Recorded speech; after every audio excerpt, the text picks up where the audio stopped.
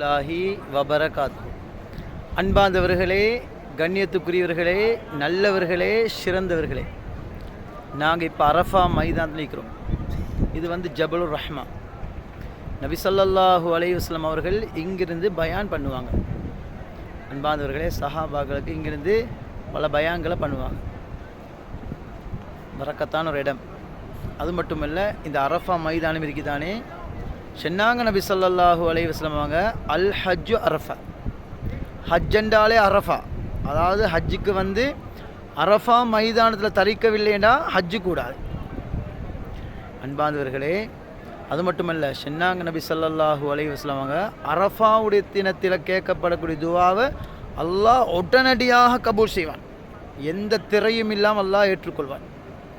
அது மட்டுமல்ல, அரஃபா தினத்தில் இந்த ஹாஜிகள் செய்யக்கூடிய அமல்களை அல்லாஹ் மலக்குமார்களை காட்டுவான்.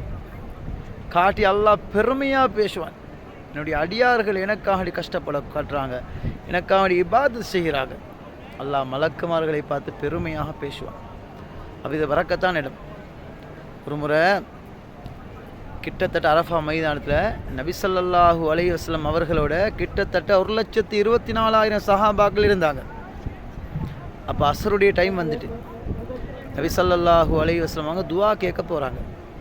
துவா கேட்க முன்னால் சொன்னாங்க, இந்த அரஃபா மைதானத்தில் யாராவது ஒரு ஆள் குடும்ப உறவை துண்டித்து வாழ்கிறாங்களோ, ரிலேஷன்ஷிப்பை கட் பண்ணி வாழ்கிறாங்களோ, அவர்கள் தயவு செஞ்சு இந்த அரஃபாவுடைய மைதானத்தை விட்டும் எழுந்து செல்லட்டும்.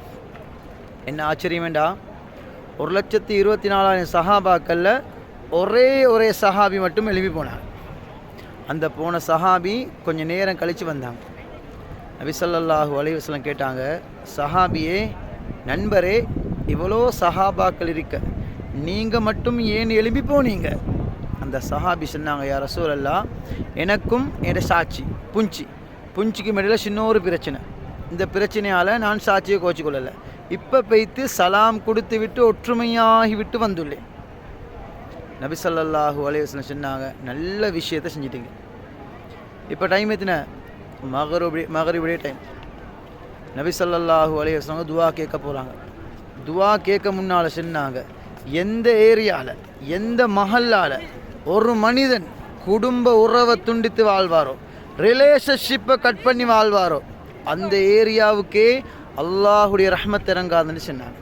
அல்லாஹ்ஸ் மேசி நாட் கம் இன் தட் ஏரியான்னு சொன்னாங்க. அப்படி என்ன அன்பார்ந்தவர்களே, நாங்கள் ஒருத்தரோட கோச்சு கொண்டு எவ்வளோ பெரிய அமலை செஞ்சாலும், ஹஜ்ஜுக்கு மேலே ஹஜ்ஜுக்கு போனாலும், உம்ராக்கு மேலே உம்ராக்கு போனாலும், அல்லாஹ் எந்த அமலையும் ஏற்றுக்கொள்ள மாட்டான். யார் 2 பேர் 3 நாளைக்கு மேலால் பேசாமல் கதைக்காமல் வாழ்ந்து அவங்க 2 பேரும் மௌத்தா போனால் அல்லாஹ் பாதுகாப்பானாக, 2 பேரும் நரகம் பேத்துருவாங்க. அன்பார்ந்தவர்களே, நீங்கள் குடும்ப உறவுகளை பிரிஞ்சு கொண்டு ஹஜ்ஜுக்கு போகவானும் உம்ராக்கு போகவானும் எந்த அமலையும் அல்லாஹ் ஏற்றுக்கொள்ள மாட்டான். அப்போ யாரெல்லாம் பிரிந்து கோபத்தோடு வாழ்கிறீங்களோ அவங்க எல்லாரும் உடனடியாக சேரணும். அல்லாஹ்வுக்கு சுப்ஹானஹு வ தஆலா ஒற்றுமையான வாழ்க்கை எங்கள் எல்லோருக்கும் தரணும். ஆமீன்.